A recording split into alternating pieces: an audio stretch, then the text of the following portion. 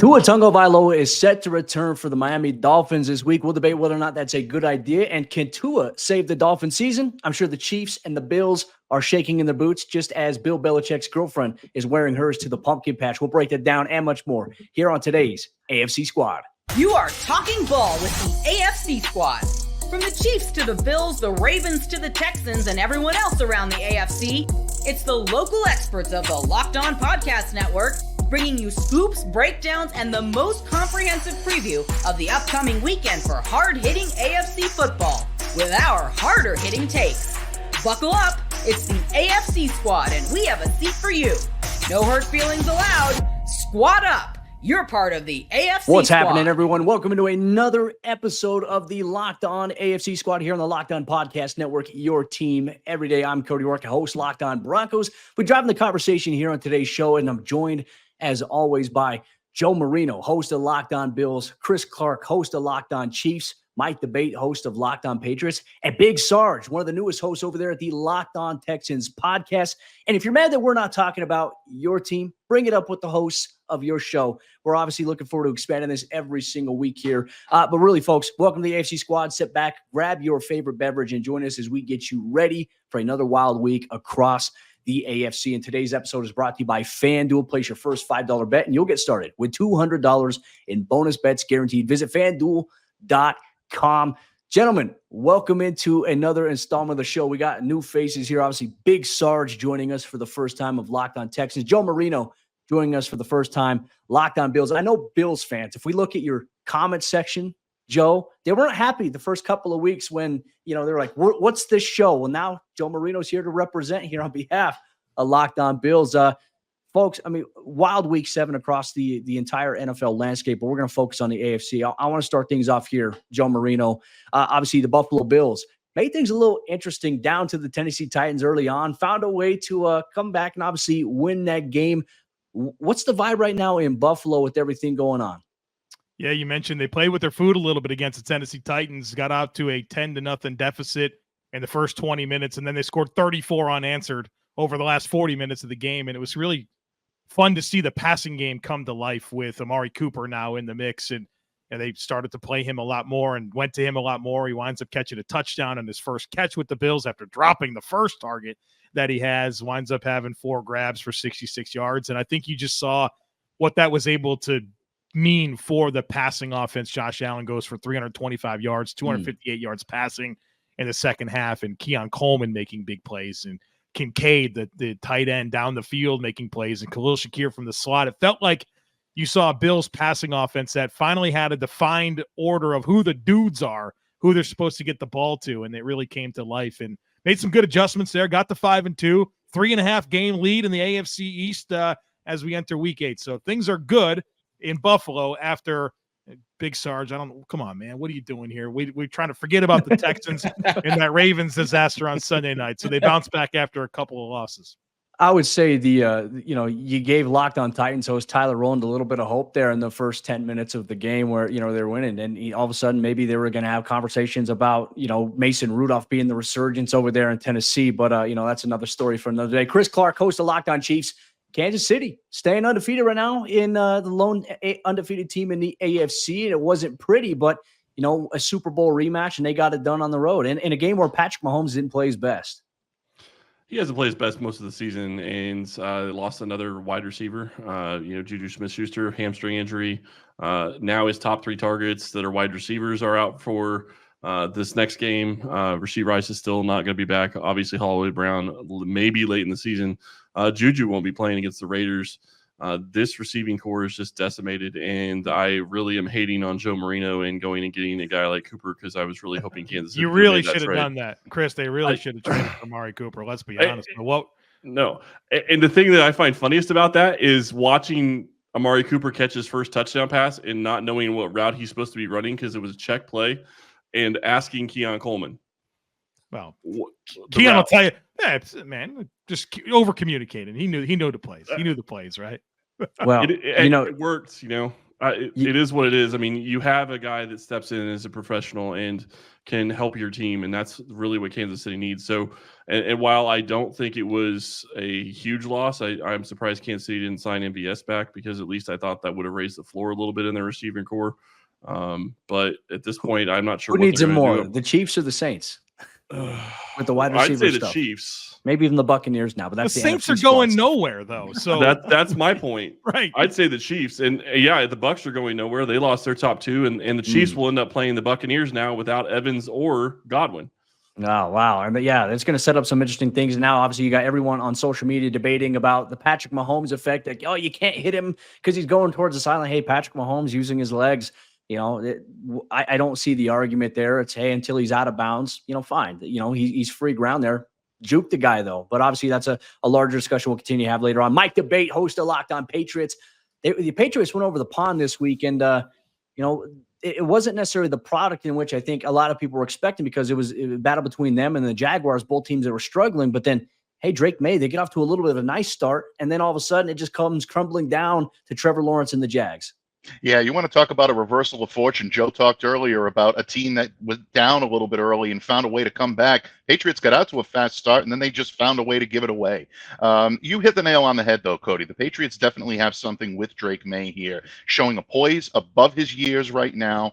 He's showing an ability to be able to take the ball, put it in his hands, and make things happen with it, and he's making better decisions. His eyes are matching his feet a little bit more. The Patriots are looking at him as someone who can not only facilitate out of play action, but also be able to take deep shots down the field. So I like what I see from Drake, but this team is not going to be competitive until they run the ball more effectively. 38 yards on the ground, not going to get it done. They surrendered 171 in the running game to the Jacksonville Jaguars, and they allow a 96-yard touchdown on a punt return that is simply just not allowed. It's not, kick return. It's not allowed in that case. And the Patriots are struggling to tackle at all three levels. As long as they show deficiencies in all those three areas, it's going to be a very long season for New England. You're going to see result after result in what looked like on Sunday afternoon. Head coach Gerard Mayo obviously called the team soft after the game, said they're a soft football team across the board. We'll dive into that a little bit later on, especially with some of Bill Belichick's comments following that too. But, speaking of, one obviously former player who's been a head coach, DeMeco Ryans, the Houston Texans, they went into Green Bay this past week, competed down to the wire against Jordan Love and that Packers team, unfortunately losing late on a field goal. Big Sarge, host of Locked On Texans. What's going on with the Texans, even though that C.J. Stroud didn't play his sharpest game of the season, struggled in the passing game. They had a lot of success on the ground with Joe Mixon, but fall short against Green Bay right now. But they're still in a good position right now in terms of the entire AFC conference. Yeah, the Houston Texans would be good if they never have to play the NFC North again. If we never have to go up to Minnesota or to Green Bay, they'll be a great team. We know they're 5-2 right now, and their two losses have come to Minnesota, which was a terrible loss. But I think that the Green Bay Packers loss was even worse because a week prior, Mike, I'm sorry I have to say this, but a week prior against the New England Patriots, in the second half, they scored 27 points. And the second half is where the Houston Texans have seemed to falter on the offensive side of the ball. That 27 points against the Patriots was the most they had scored since week 1 against the Indianapolis Colts, and that was 17. Well, against the Green Bay Packers, it seems like the ghost of second half pass showed up again, and in their 5 possessions, they went punt, field goal. I did not like the way that the offensive play calling went on their last offensive drive. They were playing it too safe, and DeMeco Ryans has talked about that. I didn't like the play calling. DeMeco Ryans talked about that as well. And one of the biggest issues that is plaguing the Houston Texans offense right now is their offensive line play. And so Coach DeMeco Ryans said he's about to shake that thing up. And, one of the worst things that could happen for that Houston Texans organization is that you hired a former linebacker who played at the highest level. You've hired a former defensive coach who looks at this game, and when he looks at the offensive side of the ball, he says, look, I know how to exploit that. And if I know how to exploit this by looking at this film, then y'all need to get it together. So I wouldn't be surprised if the Houston Texans did some type of, some Taylor Swift, and Chris, you'll like that, right? Some shaking it off and getting back on against the Indianapolis Colts. Well, and obviously, I just have to ask really quick, Sarge, what do you think the big difference is? Because to me, what I've seen from that team is Nico Collins comes out of that offense, and that offense just, I'm not going to say the grinds to a halt, but it's a completely different offense than it was early in the season and when he's playing. They got And I know Diggs, he's right? a great player, don't get me Stephon wrong. Diggs But is not number one receiver. Oh yeah, for sure. I mean, you know, I understand, Joe. You still I was throwing shade. Joe, I know it hurt you to watch Kyrie Fairbairn hit that 59-yard field goal to win against the Bills. Yeah, you're not wrong. So one of the main issues is, and I know that this is going to sound like an excuse, and D'Amico Ryans is definitely not one to make excuses, but when you're looking at that offensive line, you're looking at a continuity issue. Kenyon Green was out. The left guard was out for the entire year. So this is his first time playing in that Bobby Slowick offense. Juice Scruggs, he played 2 games in the playoffs last year at the center position, but he's only played a total of 9 games at center. And so if you look at what's going on with the Houston Texans, that interior part of that offensive line is getting beat from Kenyon Green, Juice Scruggs, and the right guard, Shaq Mason. Mike, y'all can't have him back though. But the interior part of that line is what's getting beat. And so when they're getting beat, you're also looking at Bobby Slowick, who is calling too many long developing plays. He has condensed the formations. And so if he spreads it out and gives CJ just a little bit more time, even if he's going to bring in Mechie and Hutchinson to use them as decoys to get the ball to Tank and Stephon, because there's no possible way that Tank should go a whole game with no receptions. And so they have to look at Bobby, and Bobby has to change up some of these plays, and they have to fix that interior part of that offensive line. Well, some of the things we are going to see developing a little bit is, can some teams fix their fortune a little bit after some rough starts? So we'll talk about the Miami Dolphins specifically, with Tua Tagovailoa set to return for the Miami Dolphins this week. Is that a good idea? And do they still have a chance inside the AFC East? We'll have some widespread opinions on that here on today's episode of AFC Squad. Today's episode of the show is brought to you by our friends over there at the Game Time app. And look, if you want to go check out the widespread of AFC games this week, I know the Broncos are going to be hosting the Carolina Panthers. You want to go check it out if you're in Denver? Well, you got to check out the Game Time app, where you can get access to exclusive tickets with the best deals inside the app. And they have a brand new feature called Game Time Picks. And Game Time Picks, they filter out the fluff to show you only the incredible deals on great seats, so you don't have to waste time searching through thousands of tickets. You can find the best ones with one click inside of the app. And on top of that too, they also have all-in pricing, where if you toggle this feature, it shows you your total up front. So when you go to checkout, you're not hit with any surprise fees. But my personal favorite, if I'm going to go to an event, I want to see what the action is going to be like from the vantage points of my seats. Their seat view feature inside of the app gives you a panoramic view of all the action, so you know exactly what to expect when you go check out the game, or even concerts, other events that are going on in your area inside the Game Time app. So take the guesswork out of buying tickets with Game Time Picks. Download the Game Time app, create an account, use code LOCKEDONNFL for $20 off your first purchase. Terms apply. Again, create an account, use promo code LOCKEDONNFL for $20 off. Download Game Time today. What time is it? Game time. Today's show is also brought to you by our friends over there at the Prize Picks app. And look, Prize Picks is daily fantasy sports done right. Prize Picks is the best place to get real money sports action. With over 10 million members and billions of dollars in awarded winnings, Prize Picks has made daily fantasy sports accessible to all. You just pick more or less on at least 2 players for a shot to win up to 100 times your cash. Run your game all season long on Prize Picks. And Prize Picks is the best way to get action on sports in over 30 states, including California, Florida, Georgia, and Texas. Prize Picks is the only real money daily fantasy platform with an injury insurance policy, so your lineups stay in place even if one of your players gets injured. If your player leaves in the first half and doesn't return, Prize Picks, they keep your lineup live, all inside the app. Sign up today and get $50 instantly when you play $5. You don't even need to win to receive the $50 bonus.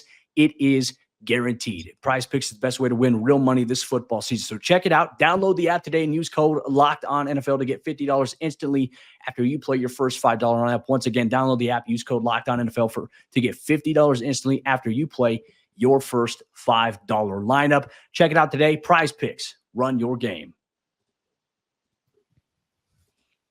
As we continue our third week here on the AFC Squad Show here on the Locked On Podcast Network, your team every day, we're going to open things up a little bit by talking about some of the more interesting storylines approaching Week 8, and particularly with teams who are in second place right now in their divisions in the AFC. We don't have any representation here from Locked On Dolphins here today, but there is some AFC East representation with Locked On Bills and Locked On Patriots. Tua Tagovailoa set to return this week here for the Miami Dolphins. Obviously, they've struggled even in week 1 against the Jacksonville Jaguars. It wasn't pretty for them in that game. It was a long, drawn-out battle for over 60 minutes, including a little bit of extra there in overtime. Joe, I want to start things off here with you about this because right now the Miami Dolphins, they're second in the AFC East. Injuries aside, everything that's going on with them, do you think that Tua coming back this week is the right move? Obviously, he was on IR. He's had some time off since the injury, which last occurred, obviously, on that Thursday night matchup against Buffalo. Your thoughts on this? Well, I think the only person that can make that choice is Tua, right? He's the one that's had the injuries. He's received the information. It's his life, right? He's got to weigh all those variables and make that choice for himself. And so I don't really feel like I'm in a position to comment on whether or not he should play or not play. It's his choice to make, and he's back as a starting quarterback for the Miami Dolphins, and they're a much better football team with him in the lineup. And I think that Tua's absence from the lineup has led to some bigger questions about Mike McDaniel and his capacity and his evolution. And if Chris Greer had this team, the general manager, Chris Greer, if he had this team in the right positions to be able to sustain an injury to Tua, and obviously injury prone throughout his entire career, dating back to his time at Alabama. But obviously this team's a lot better when he's their quarterback. I mean, this team has been in the AFC East race each of the last 2 seasons, kind of coming down to the wire. They've been a good competitor. They haven't been able to get past the hump of Buffalo. Buffalo has their number for sure. They're the boogeyman for the Miami Dolphins. But this is going to change the trajectory of their season. Now they're in a hole. They're 2-4. Their schedule to me is pretty manageable moving forward. And when I look at this AFC in general, someone's got to be the 6th and the 7th seed.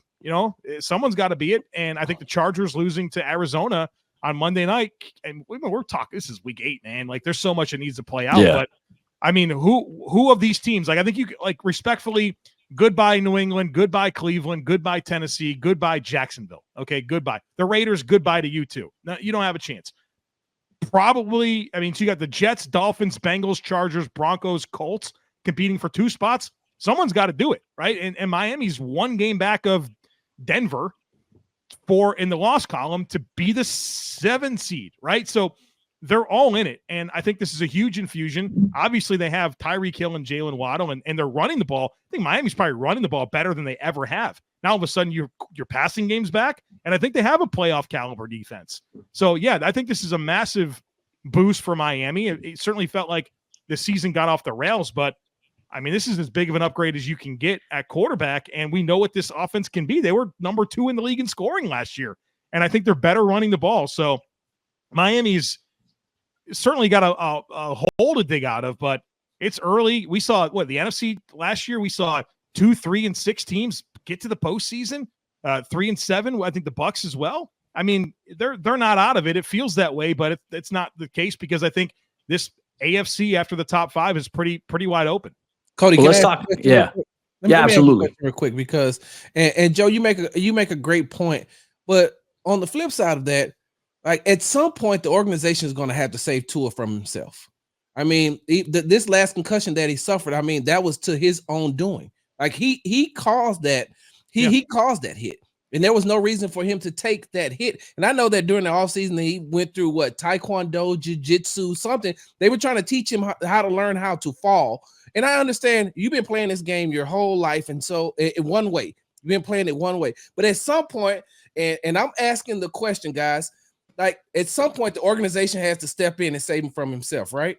Well, to your point, the taekwondo and falling thing, it happened going into last season, and he was healthy all last season, and I think he did.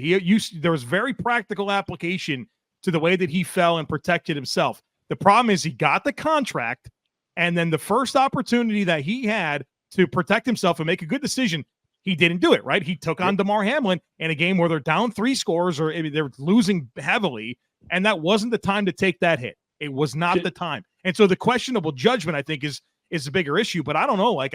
He gives them their best chance to play quarterback. And if he's cleared and he wants to play, I don't know, man. I think it's his right to play. I don't want to second guess it too much, but do you think that Guardian Cap would have actually helped him not get a concussion in that specific scenario? I'm not sure. And that's the thing too, is like, because he could be playing with one come this next week. Sorry, I just want to throw that out there. No, I think it's a valid question. I think there's still a lot of confusion as to like, are guardian caps actually effective or not? You know, I think that there's mixed reviews on it. I know when I was coaching, we had our kids wear them during practice, but we didn't see any difference in terms of the data. And right now, I'm very curious to see what the actual data is in terms of how they're tracking it, how they're monitoring the effectiveness of it. You know, you ask a lot of players there, they say, yeah, it just feels funny on the helmet. It makes the helmet weigh a little bit more. I'm all for player safety and extra protection, but if I'm not mistaken, didn't Tua have a helmet as well, a designed helmet that the NFL has looked at that helps a little bit more with stability? Because when you do get hit, I mean, people don't understand, your brain will go from one side to the other, and that could be subconcussive blows right there. I don't know if there's a legitimate answer right now. Yeah, no, you got to protect yourself. And look, you got to slide, you know, instead of diving. Every time I see a quarterback dive, I cringe a little bit. Slide, protect yourself. And of course, there's been instances in the past. I think Joe Flacco comes to mind against Miami where he slid one time, got blasted, helmet came off. But that's penalized, though. Protect yourself at all costs. And I'm sure that there's an emphasis from the organization and the coaching staff, and I think from people around to it, say, hey, like, you got to protect yourself, slide, live to see another day. It kind of falls on the conversation of what Joe had talked about. You're down multiple scores in a big game. You're not going to come back and win that one. Kind of similar conversation we had on the NFC side with whether or not Todd Bowles should have pulled Chris Godwin out of the game on Monday night. But you could go check out NFC Squad for that conversation there. So kind of to this point, as we wrap up this portion of the AFC Squad here today, kind of to that point, obviously Tua's return will be big for Miami. Obviously Miami is second in that division right now. Of all the teams that you had mentioned, though, in the AFC, though, the only teams I feel like right now, if we look at the top seven, Kansas City, Houston, Baltimore, Buffalo, Pittsburgh, Indy, Denver, and then you got the Chargers, Bengals, and Miami. I really think it's between those five teams right there. And if there's any team that's not in it right now that I would say, hey, they probably have the best way to work their way up to be successful, I would say Cincinnati right now in that division. Even that's going to be hard because you already have Baltimore and Pittsburgh inside of that playoff hunt right there. And the Bengals aren't playing their best football. But out of all the teams right now that are second place inside of their division, gentlemen, we'll go rapid fire here. I wanted to look at it from this standpoint here. In the AFC East, it's Miami. AFC North, it's Pittsburgh. AFC South, it's Indy. And then AFC West, it's Denver. Of those teams right there, which teams do you feel like have the better chance of having success this season, whether that's, you know, climbing the ladder, making it as a wild card, or even maybe creeping up and still in a division? Well, Joe, let's start with you and then work our way down. Yeah, I think it's very clearly Pittsburgh. I don't know that they win that division, but I think that they're probably in the driver's seat to be the 5 seed. Their defensive front's really good. Their special teams is always really good. They can run the ball, and they continue to just figure it out at quarterback, right? I mean, last year they went on a run with Mason Rudolph because they ran the ball, played good defense, and played good special teams. Now they get a little more upside, I think, with regardless if it's Wilson or Fields, with some dynamic play there, as long as they're not turning over the ball. I think it's very clear Pittsburgh and Mike Tomlin and that team is inevitable. I have to agree. I think it's Pittsburgh when you look at all those different teams. The one thing I will say about Miami really quick, though, that it's going to work against them is they don't play great in December and in colder weather when they're outside. So I also think that could play into how things are going to play out with that team down the road. Yeah, I would agree with Joe and Chris right now. I think it's definitely Pittsburgh. And you look at the Mike Tomlin factor, and look, coaching does matter. And Mike Tomlin is battle tested. And that's not to take away from any of the other coaches on the teams that are competing for those spots right now. But when you do get into the latter part of this season, late December, early December even, that's when teams that have that battle test are going to share, and they're going to show up what they can do. I think right now Pittsburgh is in the driver's seat. But when it comes to Miami, though, definitely do not take the receiver off the hook. Showing my age with that reference, but definitely don't take Miami out of your line of sight right now. This is a team that if they can show improvement in the passing game, like Joe said, they've got a shot. If they can clean up penalties, and we saw the Miami Dolphins be victim of penalties early in this season, even against Jacksonville, 5 offensive penalties, 3 against the Buffalo Bills before Tua Tagovailoa went down. They've tried to clean that up. Now with Tua back in the lineup, if they're not going to commit costly penalties, that could be a dangerous team as well. Yeah, I'm gonna have to say I'm gonna have to go ahead and make it a clean sweep. I'm gonna go with the Pittsburgh Steelers as well. Looking at their schedule, I think that they have a formidable schedule, one that's going to be able that's favorable to them. And I don't think that Russell Wilson will be the starting quarterback by the end of the season. I think that they will go back to Justin Fields. I think that the Monday night game was it Monday night, if I'm not mistaken, Sunday night. Sunday night. Sunday night. Yeah, I think that was an anomaly, and especially playing against a dumpster fire like the Jets. And so, I think that the Pittsburgh Steelers, they have the best opportunity. And like I said, going back to Justin Fields, I think that he gives them the best opportunity to run the table. I like what I seen from Russell Wilson, but we also know, and Cody, I know you know this firsthand, the league can catch up to him really fast.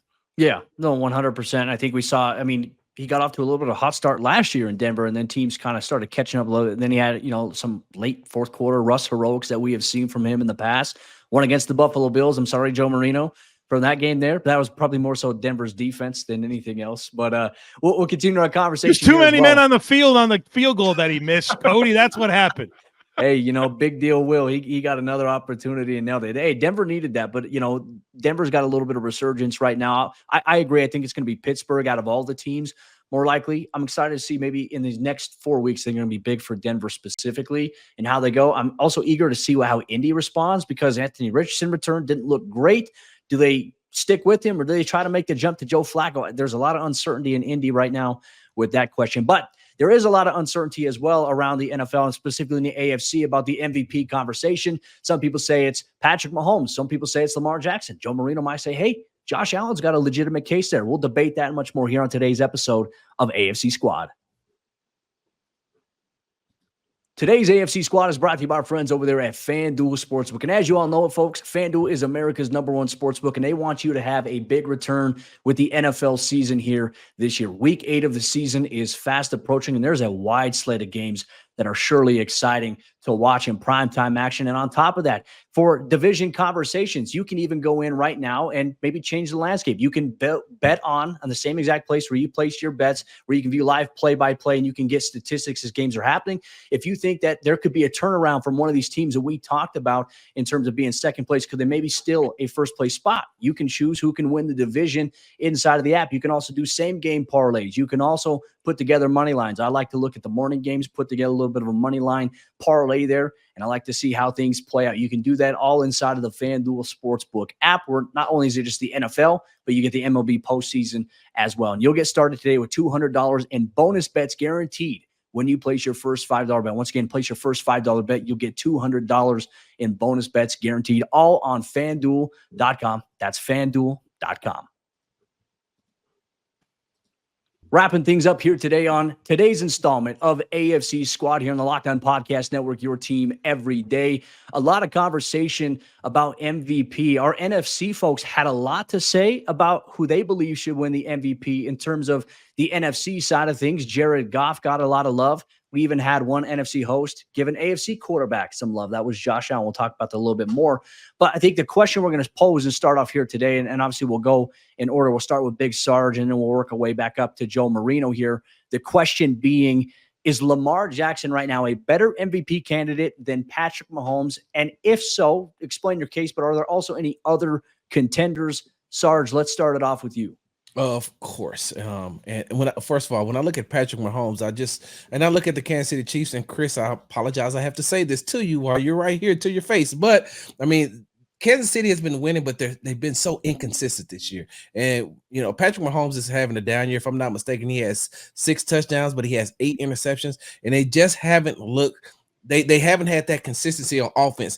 But when you compare that to what Lamar Jackson is doing, and I have stats right here, Lamar Jackson, 1,810 yards passing. He is part of a rushing game that's averaging 210 yards rushing a game and 250 passing yards with 15 touchdowns. I mean, every time he steps onto that field, he can either run it in or he can, throw the ball to Zay Flowers. I mean, we even seen him get a touchdown pass to Derrick Henry the other night. And what Lamar Jackson does along with Derrick Henry is they open that offense to they take that offense to a whole nother level. And so when you have a ground game that is averaging 210 yards, and that's with Derrick Henry and Lamar Jackson, and then you take that, especially when a lot of people don't think that he is good at passing the ball, and so you try to put 8 in the box to stop Derrick Henry and Lamar Jackson, and then he just go ahead and opens it up downfield. There's nobody in the NFL right now that is better than Lamar Jackson. He is MVP. Yeah, I mean, I would definitely say right now Sarge is right in terms of Lamar Jackson being the better MVP candidate over Patrick Mahomes right now.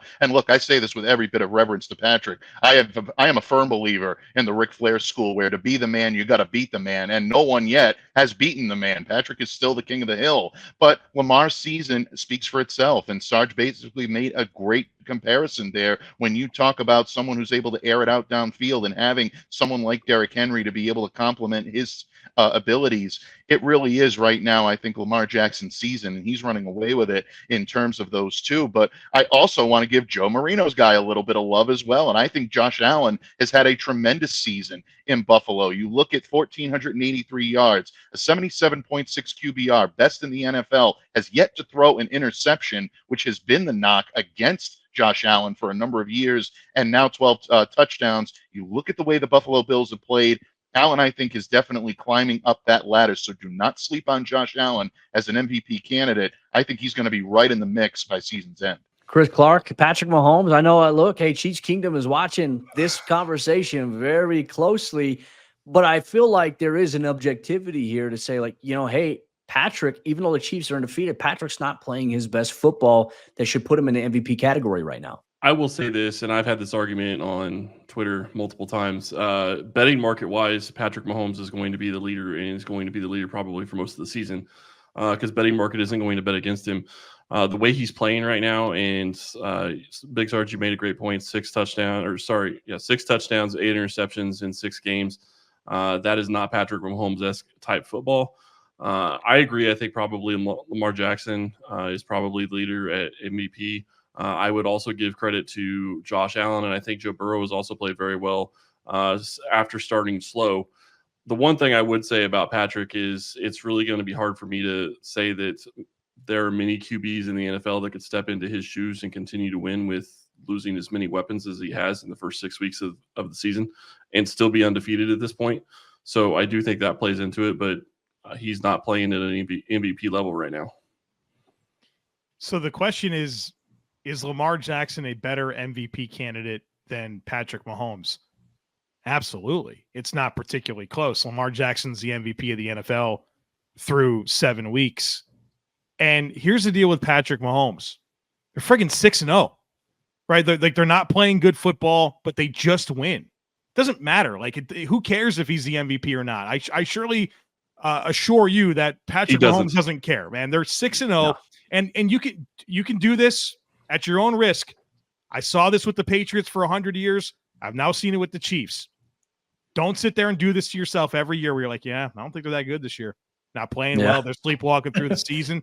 They're still winning. And guess what? This Chiefs team had the 15th scoring offense last year. Did it matter? Nope. Because when it matters most, they know how to win football games in the postseason. And so wake me up when Patrick Mahomes isn't playing in the AFC Championship game again, right? Was it 6 years in a row? He's won 3 of the last 5 Super Bowls. It doesn't matter that he's an MVP candidate or not. The team is 6-0. They're going to win that division. They're going to have it locked up in the second week of December. I'm sure of that. And everyone's going to sit there and be convinced that the path to the AFC is wide open, and it's really not, because the Chiefs are inevitable. The Patriots did this for years, right? Everyone kind of count them out. Bill Belichick's being asked questions about benching Tom Brady. He's, come on, get out of town. So, yeah, don't fall for it. Don't fall for it. The Chiefs are still the Chiefs. They still have Spags. They still have that middle 3 on that interior offensive line. They still have the best player in football in Patrick Mahomes, but he's not the MVP right now. That's Lamar Jackson. And as far as, like, I do have to obviously invoke Josh Allen, who's having a terrific season, especially when some of the expectations were a little bit lower given all the newness around him. But the other guy is Jared Goff. I think right now, if there's 3 quarterbacks, of course, because MVP is a quarterback award. If there's 3 quarterbacks that are in the mix for MVP, it's Lamar Jackson by a chasm. And then I think you can have a fun conversation about Jared Goff and Josh Allen. But come on, it's Lamar. It's Lamar. It's Lamar. Yeah, no, he's playing unreal football right now, and I think the addition of Derrick Henry is a security blanket, because Lamar's going to run and use his legs, but now that you have a guy in Derrick Henry who's as big and bruising as he is, maybe you could take that off of him a little bit. And I like the fact that they've gone a little bit more under center. I mean, I think at the beginning of the year, that Kansas City Chiefs game, you saw a lot of them trying to get used to the shotgun situation there. but now they've evolved a little bit. And now, hey, Lamar can do a fake handoff to Derrick Henry, and he can run the opposite way to the outside because he's got the speed to do that. And he's also carving dudes up with his arm. He's evolved. I'd say when you look at, obviously, Lamar's progression, the biggest struggle, the biggest knack on him coming out, obviously his first couple of seasons in the NFL was, hey, he's got to be more consistent as a passer. I think he's done a really good job refining that. And look, you got two tight ends and Isaiah Likely, Mark Andrews, that are coming up with big plays. Isaiah Likely, obviously the benefactor in that week 1 opener there. And then obviously Zay Flowers and all the different weapons that they have, they are going to be a hard team to stop. And I know that they were tough against the Bills. Just a few weeks ago, we saw that matchup kind of go head to head. It was the explosive play factor in that game. And we may see a playoff rematch potentially with these teams. I know we're 8 weeks in, but right now with the way that things are trending, I think it's easy to project that, hey, these teams could cross paths here very, very shortly. It was interesting. The NFC guys even brought up, they were talking about, obviously Jared Goff was the kind of consensus guy. They also brought up Jaden Daniels a little bit, which I found to be a little interesting. I feel like you can't give that award to a rookie. And now, unless they go on a big run here and win every single game, maybe it's in the conversation. Rookie of the year, certainly the case. Is there a non-quarterback position right now in the AFC that maybe is garnering some potential interest there for MVP if you had to choose? If Nico Collins was healthy, yeah, he was on a heck of a tear. I mean, I think you're seeing his value right now with kind of the way that passing offense has looked without him. So, I mean, that's the name that immediately comes to mind for me. And that's what I was going to throw in real quick, Cody, is that I wanted to add that I think that when Nico does come back, when they play against the Lions in 2 weeks, and him being healthy for the rest of the season, I think that we're going to also have to, try to slide CJ Stroud's name back into that MVP conversation, because with that healthy offense, even though they only had 86 yards passing last week, I mean, they did lead the NFL in passing yards. Nobody's talking about it, but Bo Nix throws for 60 yards in one game, and everyone is just right. Yeah. But I think that if you don't give it to Lamar Jackson, you got to give it to Derrick Henry. I mean, 873 yards rushing in the first 7 games of the season. I mean, are we looking at potentially 2,000 yards this year? Could we see a co-MVP between those two guys, since they're part of the same byproduct? Maybe, I don't know. See, that flies completely in the face of MVP when you have two players on the same team. Like, come on, I told you it's Lamar, but you missed me with that idea.